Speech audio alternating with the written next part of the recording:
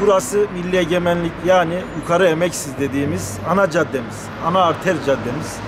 Bu şehrin karanlık sokaklarında bir tek açık olan iş yerlerinin ışığı, bir de araç ışığından hariç bir tane lamba ve aydınlatma göremiyoruz.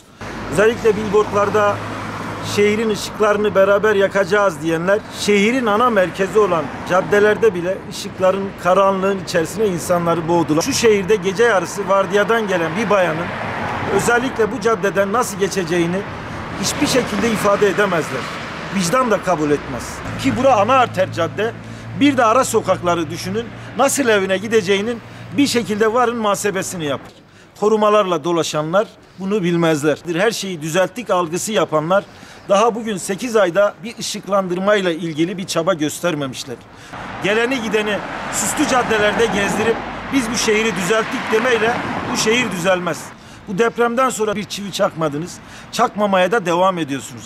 İşte buradaki ışıklandırmada en bariz örneği. Algıyla, süslemelerle şehirde bugüne kadar 40 kişiyle gezerken bugün sadece 2-3 kişiyle gezip şehirde Şirin Baba rolüne soyunmayın.